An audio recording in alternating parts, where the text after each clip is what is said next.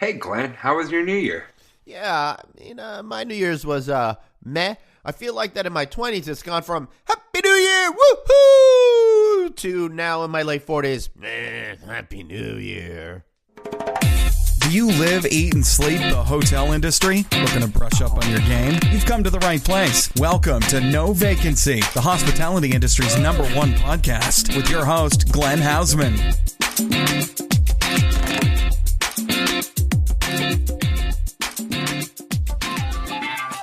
Hey everybody, and welcome back to the No Vacancy Podcast with me, your host, Glenn Hausman. Happy New Year! This is our first show of 2019. I'm really excited. I'm really super pumped for another absolutely fabulous year. And for all of you folks that are joining us for the first time, welcome aboard. So happy to have you here. Be sure you check out our catalog of shows from 2018, 2017, and all the amazing interviews that we've done. And if you happen to not be subscribing to our weekly newsletter, fix that really easy. Just text the word hotel to 66866. That's the word hotel to 66866. Plus, if you found us on iTunes or any of the other places that we're at, give us a 5-star review. I'd really appreciate that. It will make my new year absolutely joyous. Not that I didn't have enough joy over the holiday season, but it will give us the opportunity to give this show to other people. The more yeses, the more 5-star reviews we get, the more people we can find it, the more happy we'll all be, and the better the show will be for absolutely everyone. It'll give me more opportunity to track down some of those amazing interviews for you out there. I also want to thank Duetto, which has been an amazing sponsor of mine for 2018 and into 2019. They are, of course, the revenue strategy technology platform thousands of hotels are using to make more money. And you can check them out at getrevenueresults.com. That's getrevenueresults.com, and be sure to watch a great video on management teams collaborating so they can make more money. It'll give you folks out there a pathway to even more financial success. We know 2018 was great, and I want 2019 to be absolutely amazing for you. Also, thanks to my great sponsor, Red Roof, and be sure to check out our other shows, such as Checking In with Anthony and Glenn, which I do with Travel Channel, Hotel Impossible star Anthony Melchiori, that's twice a week, and of course, the Hotel Design Podcast and the Hotel Tech Podcast, and coming this month, the Business of Hotels Podcast. Lots of great stuff out there. So, kicking off 2019, I wanted to get one of my old industry buddies around. I used to work with him. We had lots of meals together around the world, throughout the country. Lots of great times. The former editor-in-chief of Hotel Management, David Eisen, who's moved on to brighter pastures at HotStats. David, man, how are you? Well, first of all, Happy New Year to you. I'm fresh back from Madrid, Spain. So where you can't escape social media, but it was nice to get out of the States for a while.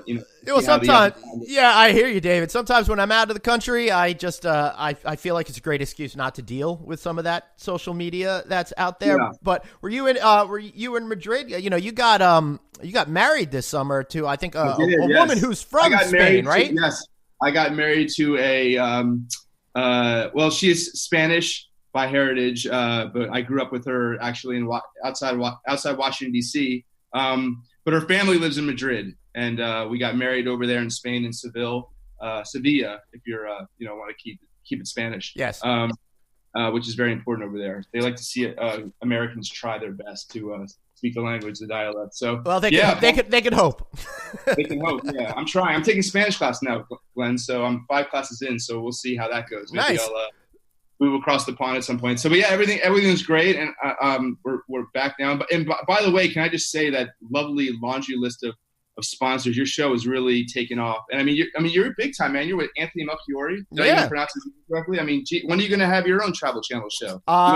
Yeah, see your face. I know. Well, right now the Travel Channel seems to have turned into the TRVL channel, and it's basically all about ghosts. So I'm hoping about a year after I die, I'll be starring in one of the series. You could be on the Ghost Hunter episode of the Ghost Hunters. You think I could be like that guy that's like, oh, this is really scary. Or you could be one of the ghosts. You could jump out of a corner and you would look all green through the the night goggle vision. Well, I feel kind of green after that holiday season. Let me tell you. Yeah. Right. They wouldn't even need to do night vision goggles on me. But I don't know, man. I would love to have some sort of TV show, but I'm not I'm not even sure if that makes any sense anymore. It might just make more sense to take this and just keep doing the videos I'm doing and just kind of create this community here. It's so much more fun, I know, man. I think. Glenn, maybe you just have a face for radio. Yeah, well, I definitely have a face for podcasting. That's for sure. I did. All in jest.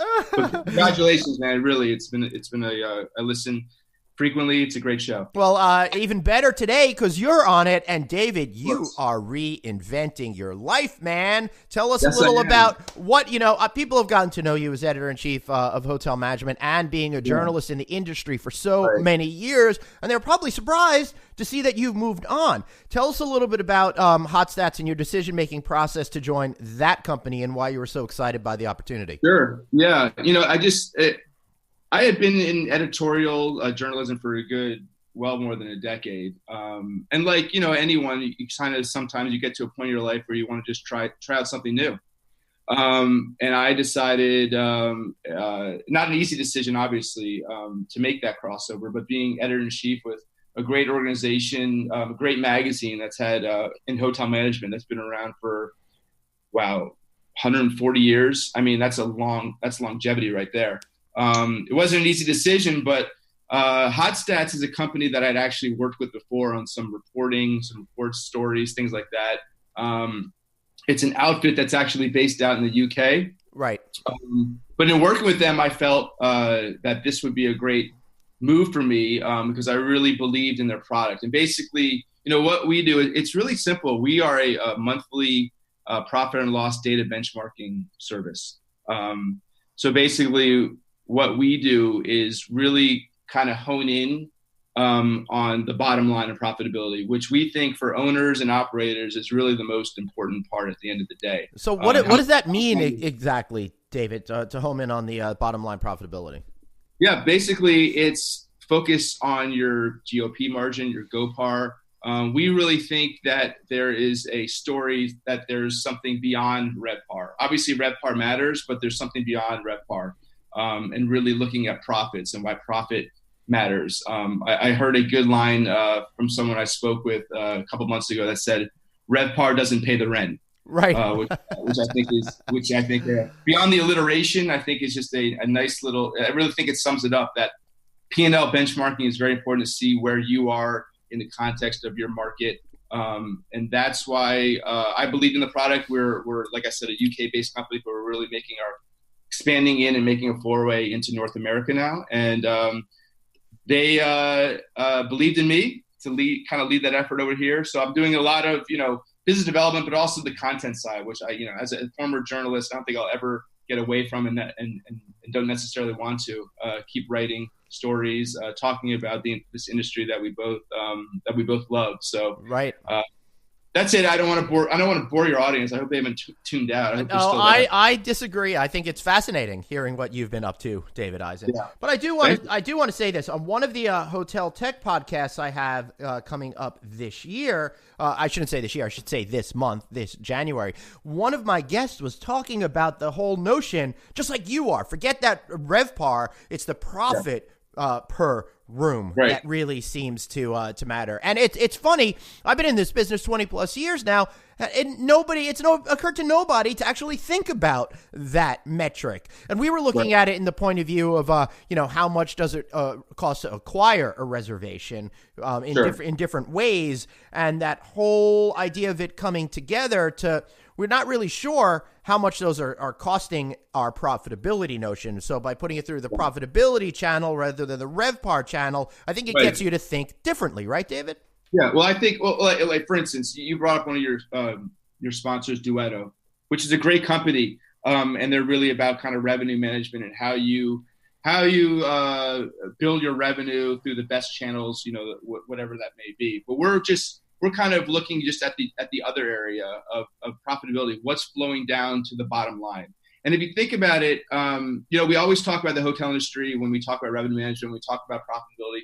It's always rooms, which make up such a big percent. And that's why everyone kind of really focuses on RevPAR. But there's so many, as you know, different channels of revenue, different costs within a hotel when you're talking about all the F&B, conferencing, meetings, events, parking. I mean, there's so many different avenues and channels of revenue in a hotel. And we're really, looking at how you can best maximize that through benchmarking, which is a trade that's been around for many, many years.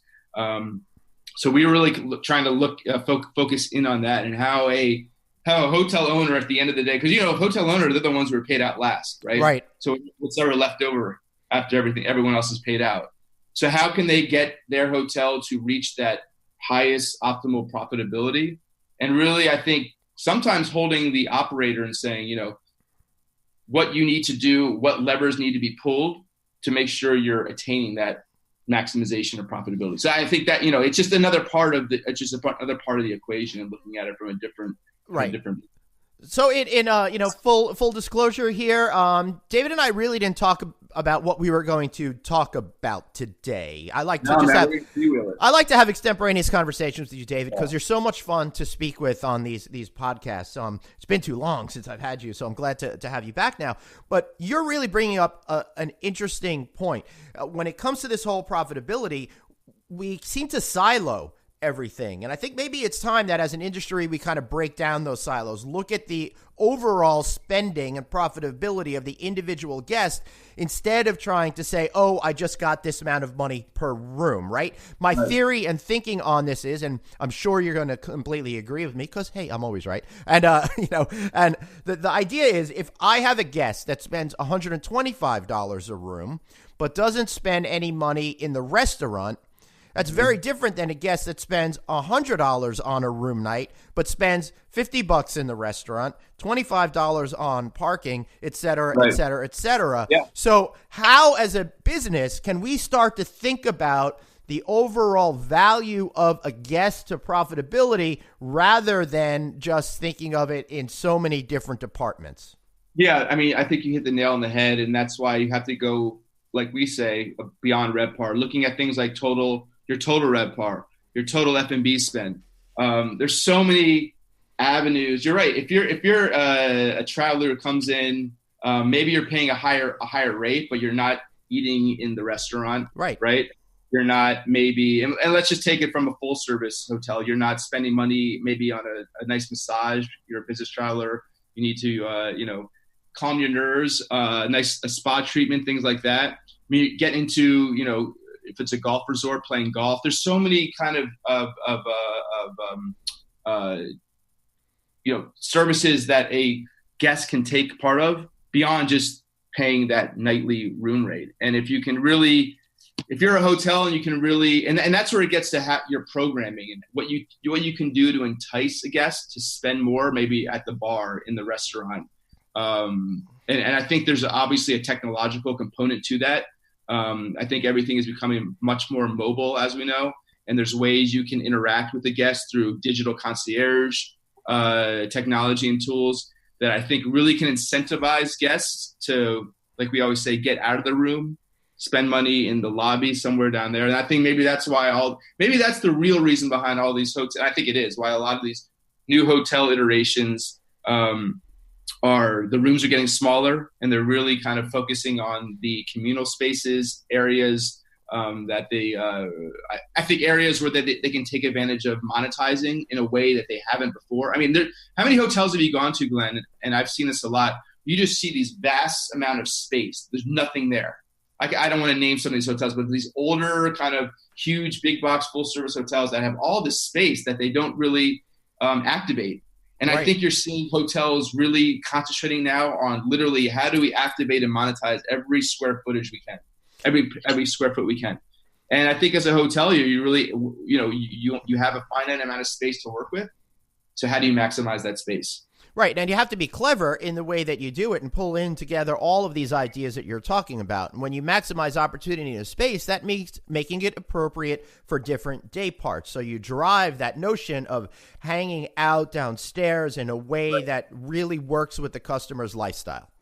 And I think, there's the retail component, but I actually really think that that hotels could do a better job of really engaging with their guests while they're on property. In the effect of, like I said before, digital concierge. Like, let's say the spa is slow. Why not send out, you can ping your guests and say, Hotel massages are now 25% off, 50% off if you book it within the next. These are the kind of things that I think retail does a fabulous job of. When you're shopping, they really, just shopping in general, retail, anything. They do a really good job of this. I think the hotel industry can do a much better job of engaging with guests and really pushing product on need. And I think that's the kind of the way of the future and how it should be. And I do think they can do a better job of identifying guests. And this is a quick kind of caveat, but for instance, I have a friend of mine, and this gets on the loyalty motion, but this is really about knowing who your guests are. I had a friend of mine in town who spends 150, 200 nights with what was Starwood, now with Marriott Starwood. He stays at the same hotel in the city every time he comes, right? So many nights in the city. This is in New York. Right. He goes to the hotel. He checks in. They go, his name, Mr. X. I won't say his name. Welcome to the so-and-so hotel. Basically, they didn't know who he was. They had no idea who he was. How can that be? It shouldn't be, and that's the problem with again, this is a caveat, but knowing your guests better, knowing maybe his favorite drink and how much he has spent in the bar or in the restaurant on his previous occasions. They had no idea who he was, and I'm sitting next to him. And I'm like, you spend how many nights at this hotel? And when you check in, they don't even know your name until they look down into their their PMS and see that it's who he was, and I think they even asked him, "Is this your first time at the hotel?" I mean, that would just turns me off right away. Right, puts a bad taste in my mouth. Yeah, it's my first time at the hotel this week. I mean, insane. The funny thing is when I'm on Facebook and I'm looking for a new pair of jeans, already Diesel or any brand knows me better than I know myself, and they're following me around. But I just think hotels, they have an opportunity to do a better job identifying guests and identifying ways to better monetize their hotel through revenue. We haven't even talked about cost savings, but there's so many different ways that I think they can engage guests and monetize it. Right, absolutely. And I would encourage everybody to check out in the No Vacancy feed. I did a show with Marco Benvenuti of Duetto, not a sponsored podcast, just one that I wanted to do because it was so interesting. And we really focused on that whole notion of next generation profitability through personalization, really understanding what turns your guests on and then playing into those channels to motivate them to spend more money. So this all makes a lot of sense to me, David. But you also just mentioned something about cost savings as well. I mean, one of the stories that I get on the road traveling to all these hotel industry events is people say to me all the time, we've done such a great job at lowering our costs and expenses. Of course, labor doesn't count because that's been going up, and insurance always goes up, et cetera, et cetera. But what are some of the things that you're thinking about that maybe hoteliers haven't fully leveraged for opportunity?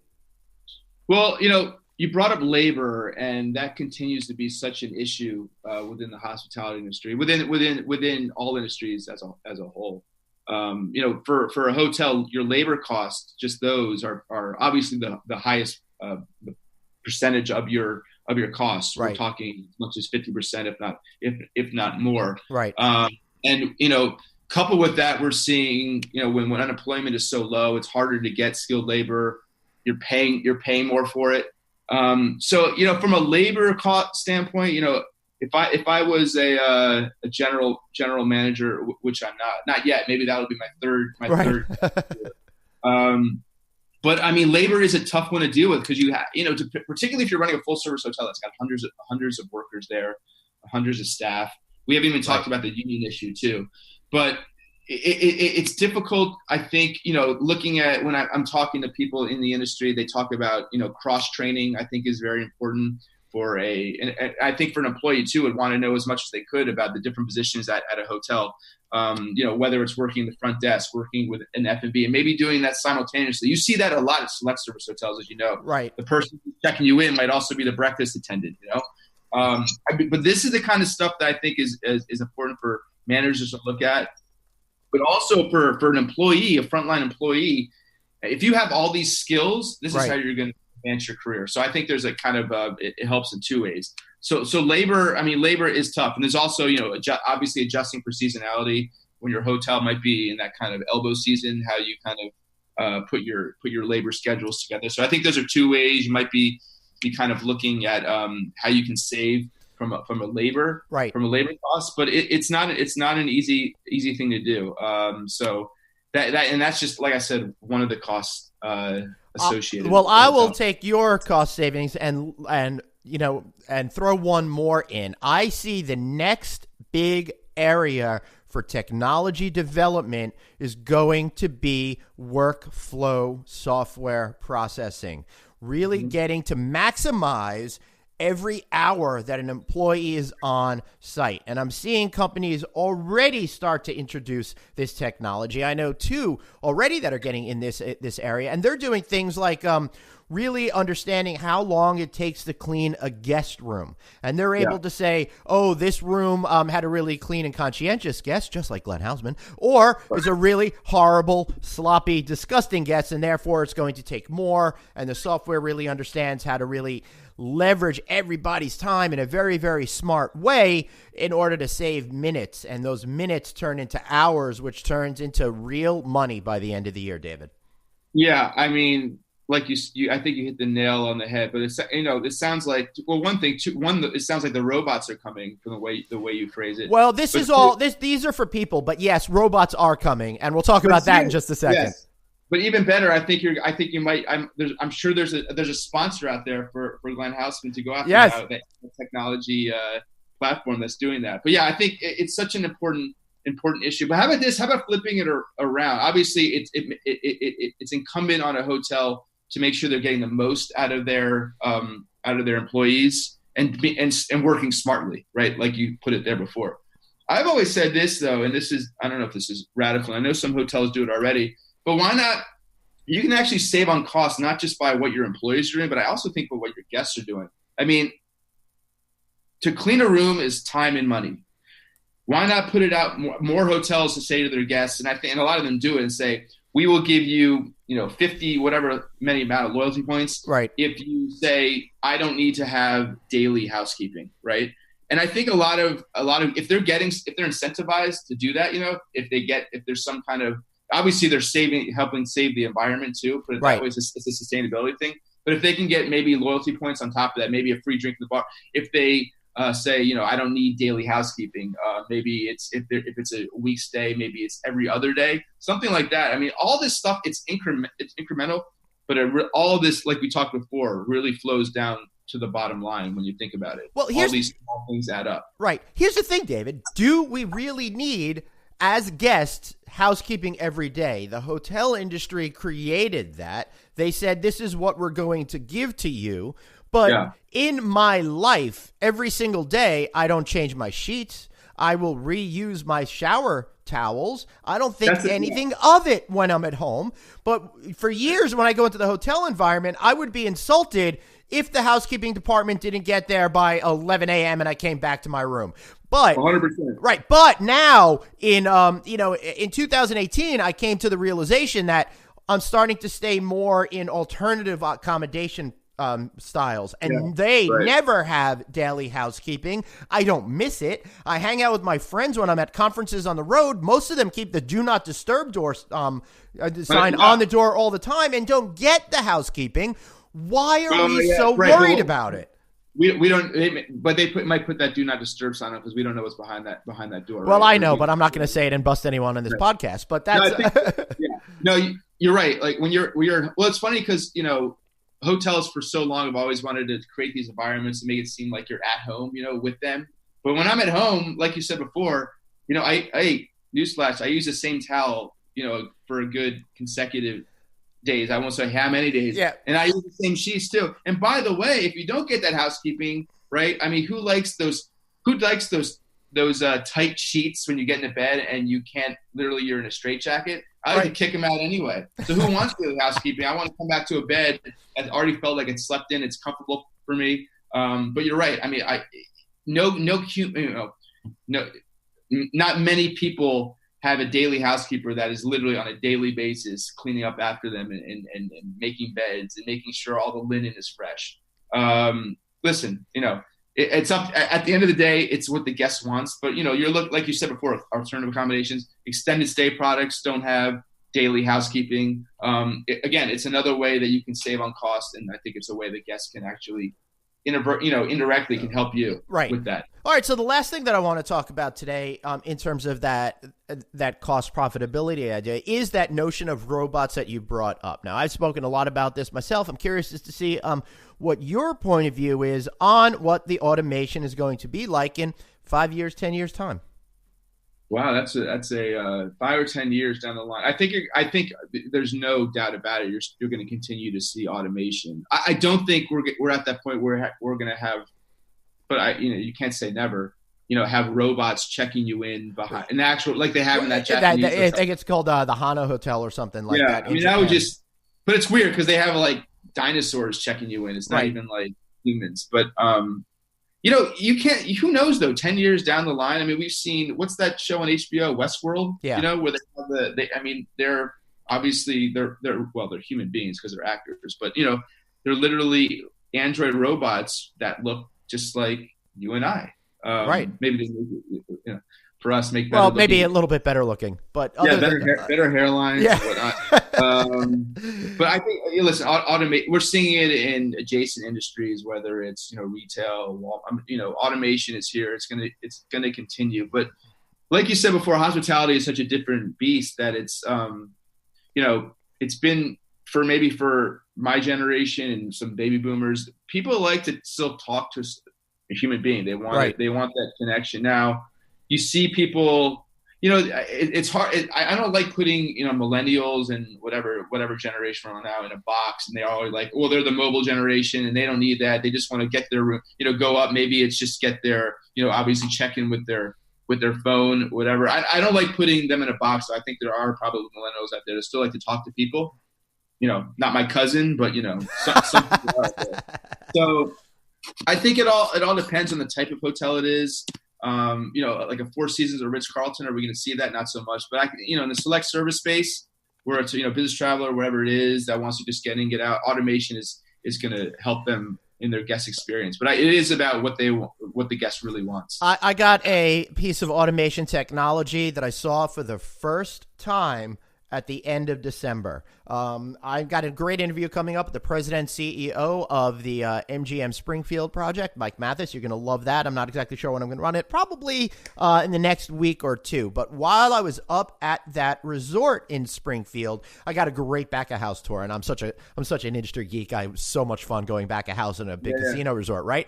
But what they have now is they have these computer machines that make drinks for people. So instead of the cocktail server having to go to a bartender and say, I want a Jack and Coke, they push a button on a screen that says Jack and Coke, and the drink is automatically dispensed. That is an interesting, clever way of automation that doesn't affect guest experience, probably speeds up the process. And yes, they got a free pass from the union on that one. Okay, but what about Jack and Coke? You bring up that. I mean, that's an easy drink to make, Glenn. But what about an old fashioned or a martini? I mean, is there a hand that comes out and puts the olives on a? No, but I also would say that there's probably enough drinks for them not to have that problem too often, because I don't think many people are having martinis while playing slot machines, right? Oh, I see. I got you. Yeah, they're sitting at right. So beer is usually okay. So how much money did you lose then that on that trip? I didn't even have time to gamble. I was very upset. I was really hoping to put $20 into a slot machine and have a little bit of fun, but I just wasn't there long enough. That for a casino property, I think that's a fantastic idea because it's all about speed. You want to keep your players lubricated, and happy, and spending more money. That I like. Obviously, you still have that in the server, though. And that you're not going to – are we going to see one of those – what's that when Starwood unveiled the bottler, right? That robot guy who came around with, linens and toothbrush, whatever it is. Maybe that's the next generation and iteration, and he's the one who's wheeling out drinks. But, not that – I don't think and I guess the question would be, do you tip the robot? Maybe – I don't know. Well, that's a really good question. Your server. I mean, if I tip a little can of oil or something like that. Maybe oil. Yes, that's the next. Maybe oil is going to be. The price of oil is so low now that I don't know. But maybe that in years to come, that's how you'll tip your robot, with a nice squeak of oil, like the Tin Man in Wizard of Oz. Right. Perfect. Yeah. Oil will be the future currency that we'll walk around with in our pockets somehow. I love that. All right, excellent. Any other thoughts that you have before we wrap up here, David? I have no thoughts, but I would just want to wish you a productive and happy New Year. I'm excited about where the hotel industry is headed. And it's always, it always keeps you on the feet. Keeps you on your feet. Yep. Something comes out, some new trend, and it'll be interesting to see what the storylines are for 2019. Yeah, it sure will be. Hopefully the economy will stay strong. And by the economy, I mean the hotel economy will stay strong. Although, I got to be honest with you guys, I'm a little bit anxious about where that is going to be headed. We'll see what happens. Hopefully things will be absolutely amazing. And stick around, because after this commercial break, we've got another absolutely incredible interview with an amazing executive. And if I could tell you one thing about 2019, whatever you do, take care of your shoes. We'll be right back after this break. Have a question for your host, Glenn? Tweet him now at Traveling Glenn. No Vacancy, the hospitality industry's #1 podcast. We'll be right back.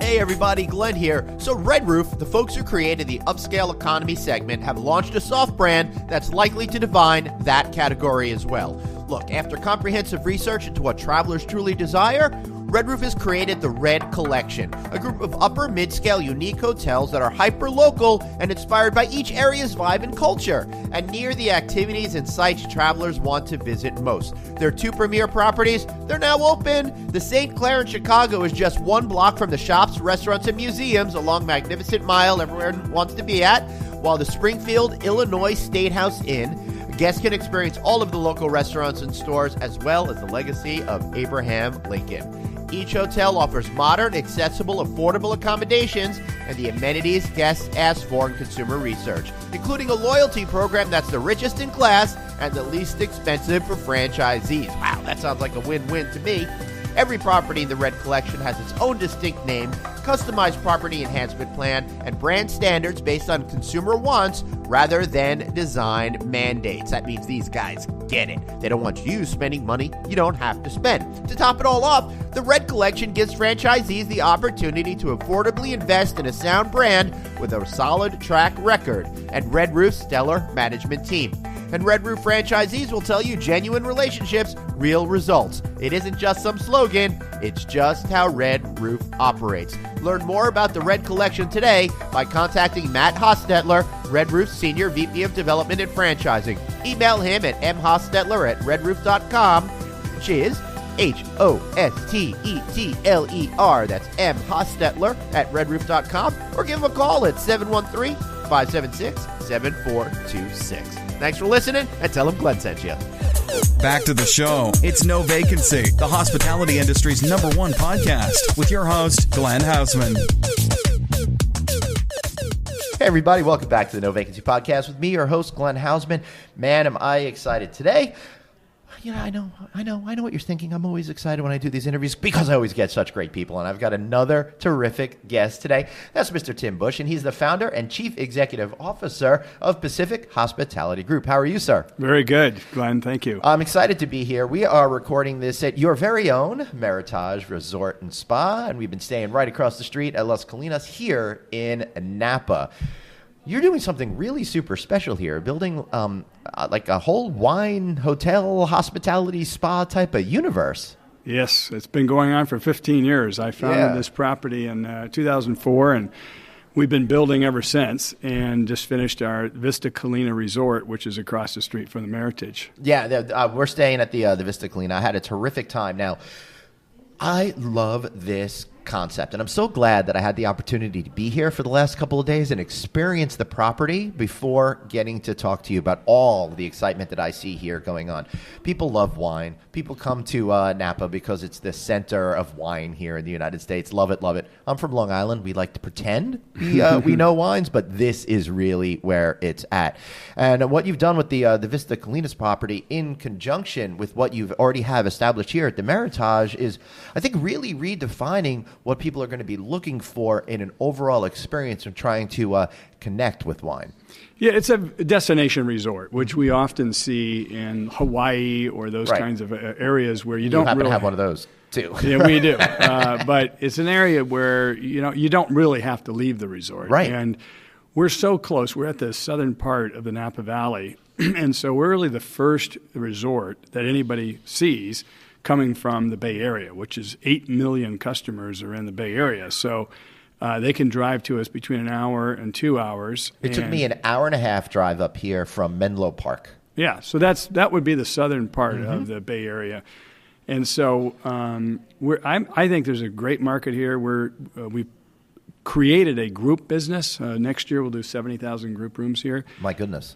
And nobody else has really tapped into that market in the way we have. So we're able to bring the tech companies, the biotech companies from the Bay Area, as well as other places, and bring them into the Napa Valley and give them an experience otherwise could not have. So let's talk about the experience. And I really see that both of these resorts, which are directly across the street from each other, are kind of like one contiguous resort, right? They may have different names, you may have different check-in desks, but the experience is very free-flowing between one and the other. For example, you're actually growing wines here on this property. Yes, we are. We have 7 acres, and we're soon to get another 25 acres around the resort that we'll plant. And we actually grow a red Bordeaux blends that we make into what we call an estate Meritage, because Meritage is the American name for Bordeaux, since you can't call red wines Bordeaux. Right. Since just like you have sparkling wine as opposed to champagne. Yes, exactly. So our entire hotel collection are 4 hotels, actually 5 hotels with the Vista Collina, is called the Meritage Collection because it's a blend of different type of hotels, different locations. So that's a pretty clever, insidey type of name that I did not pick up on at all. Pretty interesting. So, here at the Meritage Resort, you've got such a clever design. You've got this big hill with the acreage of the vineyards on it, and then underneath you actually have a cave type of experience, which is for super high-end events. And we had one in there as part of the Global Hotel Alliance meeting that we were both attending here. What a special space that is amazing at making memories. Well, I've always been fascinated with the caves of Napa Valley. I mean, people really enjoy them. And the caves that you experience here are natural caves, meaning that there's no air conditioning and all this other stuff that we have in that cave. Mm-hmm. That cave, though, was dug out of the side of a hill, just like any other cave. But because we were going to be using it for occupancy on a regular basis as opposed to winemaking, we put in heaters, air conditioning. Obviously, you have fire life safety. Yeah. And we even have Wi-Fi in there, which allows you to even use your cell phone. So I didn't know about that. And I was about to just say it was really refreshing to be cut off from the world there for a little while. Well, originally, everybody was cut off, and then the group started complaining, so we put in Wi-Fi connection. And then most people know that you can just do your phone calling right on the Wi-Fi, because once you walk into that cave, you're completely dead to the cell phones. We also needed a spa, and at the time, we did not have real estate to build a spa, so we ended up building the spa within the cave, and it's a really unique experience. And if we could expand it, we would, but we have 16 treatment rooms, and it works pretty well for us. Yeah, I had not had a chance to see that during our stay here. It's too bad I missed that, but what a great idea is to put it into that particular location. Yeah, it's very quiet, very relaxing. There's no light, which you don't really want in a spa, and it wraps around the meeting room that's already there. Right.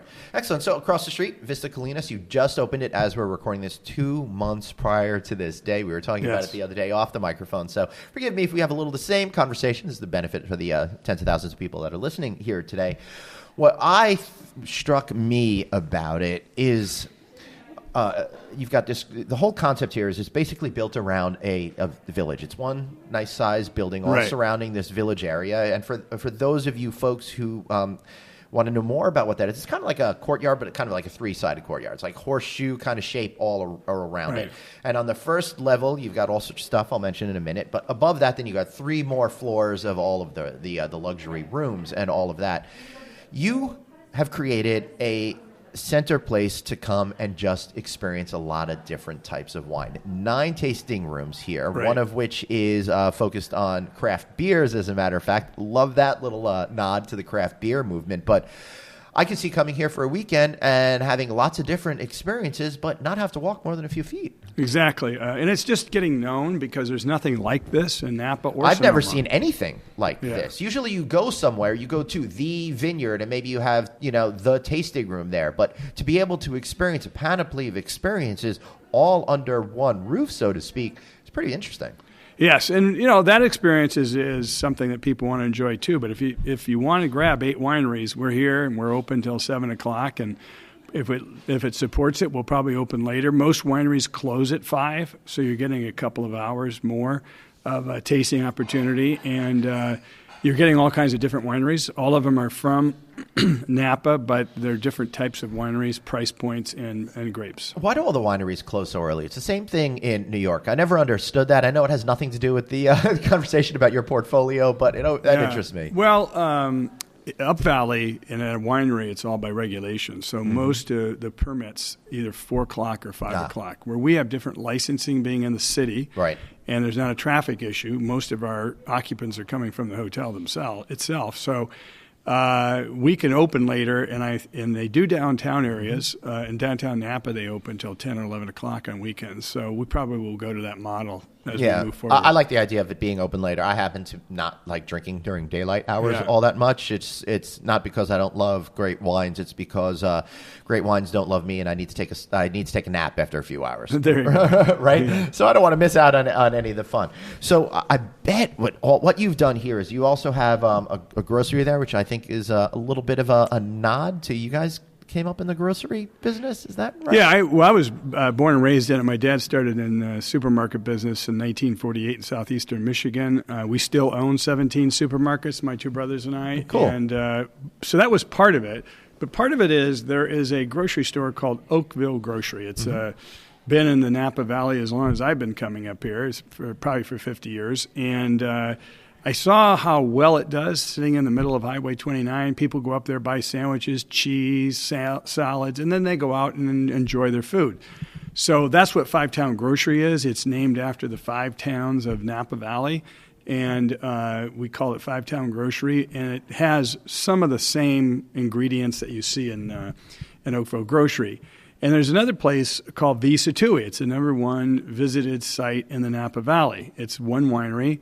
They only sell wine there. They don't sell it anyplace else in the world. Right. And they have a deli, and they sell sandwiches and cheese and salads, and people grab a bottle of wine and they go out on the lawn with picnic tables. So we created a lawn and furniture and games that people could play. And so over time, we think it will build up to be a very attractive place for visitors to come. Yeah, I think that this is a great idea, and I want all of the hoteliers out there to think about this, not just because this is a centerpiece of wine, but for what can be done with delivering strong experiences to customers, something that's going to draw folks from the local community, from the Bay Area, into it just to spend the day. For example, you're very family-focused here, which is incredible. I thought it was absolutely adorable that you have little seats out there for the little toddlers, in fact. You have games outside. So I'm thinking, young families coming here, having a charcuterie plate, having a nice glass of wine, and being able to let their kids run around and have a good time. Yes, that's exactly what we want, and it's exactly what's happening. People from the local area coming over, grabbing a sandwich or a salad, and the activity of children out there is also attractive to the people that don't have children. Right. They're just watching the kids run around. So, and we have a bowling alley on campus, so kids use that during the day until 7. We close out the kids after 7 because of the drinking, but there's just a lot of activities here, and if you're a transient or a group participant, it should be attractive to you. And it was, and the event that we attended, I thought was very special because it was very focused around the wine experience. It was a very upscale experience, but it was also a very intimate experience. We didn't have, I go to a lot of these conferences that are just giant groups, and it was just nice to be able to be with a small group of people with such a backdrop that creates the perfect setting for calmness and networking and real human interactions. Yeah, this is a small group of probably 50 total, but CEOs of hotels from all over the world, and just a great group to socialize with and to learn. Right. Wasn't that fun? You also, beyond these resorts here, you also have properties that are mainstream hotels. You have DoubleTree properties, but you've also been focused highly on AC, one of the newer Marriott brands. I'm curious as to what you're thinking about that brand, why you got involved in that brand, and what do you think of it in altogether? Well, I view the hotel business as a lifestyle experience business. So Meritage Collection is based on creating experiences for people to enjoy, not just selling hotel rooms. And AC is exactly that. It's a lifestyle, high-end select service lifestyle brand that Marriott bought from a company in Spain, and they bought the American rights. And we have now 4 of them. We bought the first one open in the United States in New Orleans. And it's a brand it's starting to gain steam. So when you first check in guests, especially guests that are, say, over 50, they get to the hotel, they're not sure if they like it or not because it's minimalistic. There's no room service. There's no bell service. The finishes are very nice. There's a bar. There's a breakfast. It's a light breakfast and no lunch or dinner. Right. So if you're a guest that's expecting all that, then you may not initially be happy with it. But we have found that it really attracts millennials. This is what they want, and it's very digitally sensitive. So there's a lot of high-end internet and access points. So it's done very well. And the ones that we've developed in the markets for, say, 2 years, they're between 115 and 130% of their RevPAR comp set, which is, your goal is to be at 100%. Yeah. And that means they're really outperforming. They're really outperforming. And it takes a couple of years, though. The first year or two, they don't. But once the market understands it, then they... I was going to say that over time, that's probably going to change because AC is not part of the vernacular for the average American yet, right?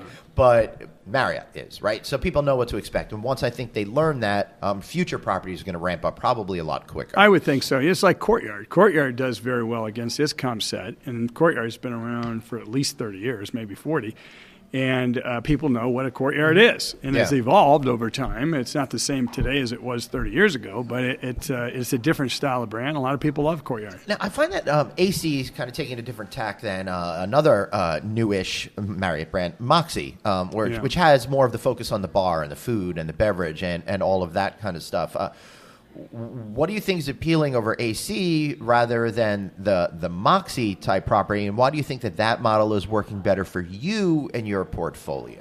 Yeah, Moxie really goes after the young guest, really at 20s. It's very minimalistic. The furniture packages are not as nice, but it's intentionally done that way. That's right. You check in at the bar, so you go to the bar, and that's where you get your key. Yeah, I even got a token for a free drink at the one in New York City by Penn Station.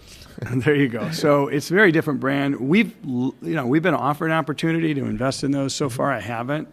I'm still trying to see how the brand develops and unfolds.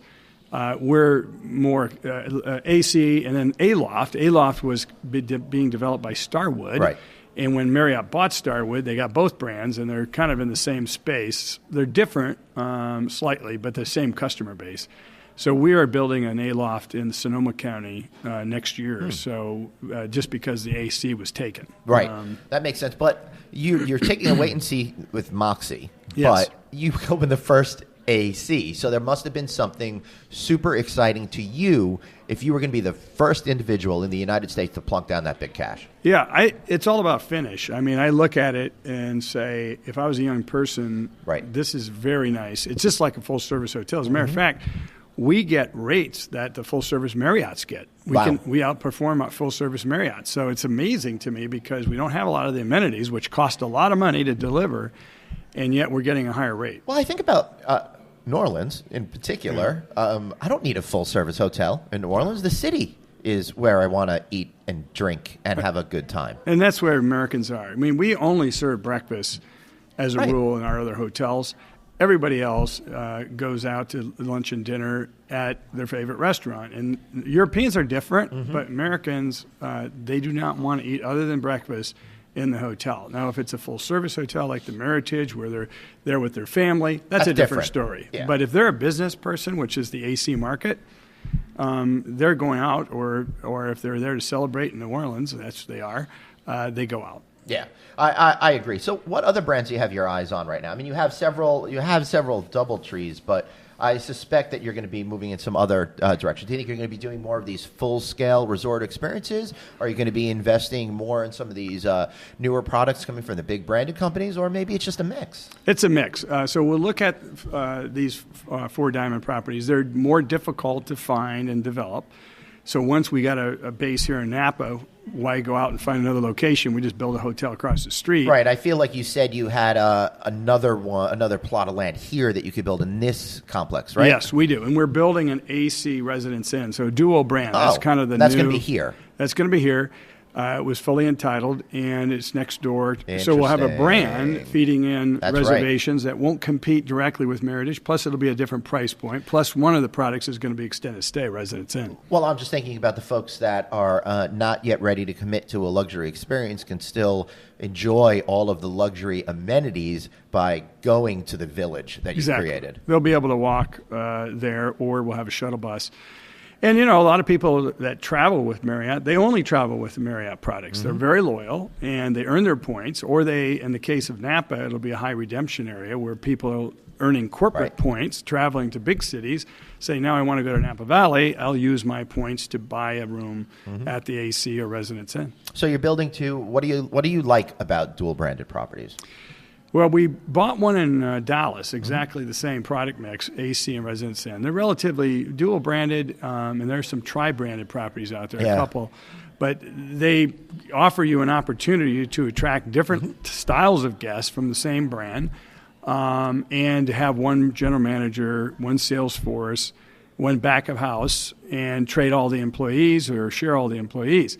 So you have different entrances, different lobbies, different check-in. But we see in Dallas, you get a lot of crossover because the bar at AC is much more robust than what you see at Residence Inn. So people in Residence Inn can simply go over to the AC bar. It's right there on the same floor. Yeah. I like that. Plus, when you're actually looking at two distinct audiences, because the Residence Inn is, of course, an extended stay type of a customer, which has a different relationship to the booking process, a different length of stay, and it's much easier to fill those rooms with less effort because someone's going to stay 5, 10, 30 nights as opposed to 2.2 nights or whatever that number might be. Exactly. So that's our first Residence Inn, but it's one of the most successful products in the history of the hotel business. Oh, yeah. So we look forward to continuing to learn more about that. And with the extended stay market completely overheating now, it's a great place to be. I think it's a great way to include it within a product mix. All the stuff that you've been saying, I think it just makes for a much more potential for successful project and in a quicker time frame. Yes. Right? Yes. So what else are you thinking about in terms of the future for you? Well, we're primarily domestic company. We were primarily in California, but when we did the New Orleans AC, now we're in Dallas, we're in Kauai, and we're in Tempe, which is Phoenix, Arizona. Yep. So we're looking outside California, but we still love California. I probably would see doing more branded properties during this particular time in the market. These resorts like Meritage Collection are very expensive, and if there's a downturn, you're going to suffer it. Where the branded properties, more corporate-based, downturn will hurt you, but not as much. So does that signal a shift in what your goals are for the future? For the immediate future, we're going to be doing more branded properties. That said, we have an offer out on a Four Diamond property that's existing, kind of unusual deal. So we'll look at deals. It's just got to be the right thing. Right. So it sounds to me like you're already thinking ahead to when the market starts to shift, and then maybe when the market shifts, it goes downward. At that point, you start to think about developing some of these other jewel-type properties. Yeah, I've been in many downturns at my age, and so whenever the downturn happens, there's an immediate rush to it'll never be good again. I know. And that's the time to buy. And right now we're in the state where it's never going to be bad again. It's never going to be bad. And I've been in those markets when they are bad. And so if you have confidence the market will come back, which it does all the time, It's just a matter of how long. How do you keep a level head when stuff is going so well right now? Because of what we just said, there is a collective amnesia in our business all the time. Yeah. When times are good, we don't have any recollection that times could ever be bad. So how do you make sure that you're preparing to maximize opportunity now while you have it, while also being smart about where you're headed in the future for the inevitable? Yeah, well, it's particularly tough, Glenn, with the young people. Yeah. They've never even been in a downturn. Right. If they're in their early 30s, they've never even seen one. Yeah. When they were been adults. And so, and we haven't had one really since 2009. A couple of minor corrections, but it really didn't impact the hotel business. And I sat with these CEOs from GHA, and every single one said, this is the best year ever, and last year was the best year ever. And so they keep going better and better. So this is worldwide. We are in a unique economy where we're starting with a new administration that's focused on GDP growth, which we haven't seen for the last 10 years. Is about a 1% anemic GDP growth. So theoretically, the hotel business should do well. But you've got headwinds like tariffs. That's not good for business development. Interest rates are going up. Something could happen. You never know. Geopolitical incident could happen. And so when that happens, I think then everybody gets reality. And you do get a lot of movement with people when they're growing. Right. Everybody's trying to hire everybody and pay ridiculous salaries and to keep them. And it's a different time where things aren't so good. Everybody stays put. And definitely right now, I know a lot of folks that are moving around. I check my LinkedIn page, and it's congratulate so-and-so every single day for their new positions. But you mentioned something interesting, and it's an issue I haven't talked about since the last downturn, and that is young people never seeing a prior downturn. So a lot of sales folks, younger sales folks in particular, have come up in this world where they're just taking orders. They don't have to necessarily have the grit and the wherewithal to go out and get those deals because the deals are coming to them. That would be a concern for me if the market ever does shift downward, that all of a sudden you're going to have a lot of people not prepared for reality. Yeah, the young people, they'll get reality pretty quick. We all do. But you get a lot of bad habits when the market is strong like it is and has been. Yeah, excellent. So anything else that you think that you want to share today? No, I think I'm happy about being in the hotel business. I think where it's changing is where GHA is going and we're going, and that is create opportunities for experiences. Everybody wants experience. This generation is not about stuff collecting. They're not so concerned about how much stuff they own. That's right. They're probably not even going to own a car, most of them, in another 10 years. Houses, they kind of like to rent. I think it makes a lot more sense. Nobody's ever made any real money off houses. They think they do, but it's usually a market aberration. So what are they going to do if they don't have stuff? They're going to use their money to experience things. That's right. And you guys have heard me talk about this 1,000 times on this show. I talk about it on stage all the time. We've shifted from a materialistic economy to an experiential economy. And I think that's changed everything. And I also think it's been a big reason why we've had an upturn that's gone on for this long. People feel it's their right to travel. People are traveling more than ever, and they're just not out there buying the bling-bling anymore. They're investing it in great things, in experiences, right? I agree. Yeah, excellent. So one last question for you. You used to be more in real estate, right? How did you get into the hotel business? What attracted you to it? Well, I started out in operating businesses in supermarkets, which I enjoyed, and then I started doing real estate, and I said, I'd love to get into a hotel business. So I built a hotel. It was a DoubleTree Compre, which became DoubleTree Club, and it was kind of the new AC concept then, bed and breakfast type of thing. I enjoyed it, and so I just got out of every other real estate investment and focused on hotels and have been doing so for 32 years. How about some tips for young folks trying to get in? Well, you start at the bottom and you work your way up, but if you're talented, you're going to move very fast. All right, Tim, I want instant gratification. I want to be at the top right away. Yeah, that's what most millennials do. But you can get there within 2 or 3 years because technology, the young people have a levy over that. So, and we're all about technology. Every business is. Excellent. So thank you so much for being here today, Tim. Glenn. I want to thank all of you guys for listening, and for Tim Busch and myself, Glenn Hausman. Thanks for listening to the No Vacancy Podcast, and I'll be back next week. That is unless I get lost drinking wine in the villages. Thanks so much. Thanks so much for listening to No Vacancy, the hospitality industry's #1 podcast, with your host, Glenn Hausman, online at rouse.media, on Twitter at Traveling Glenn, and on Facebook.com/Glenn.Hausman. We'll catch you next time.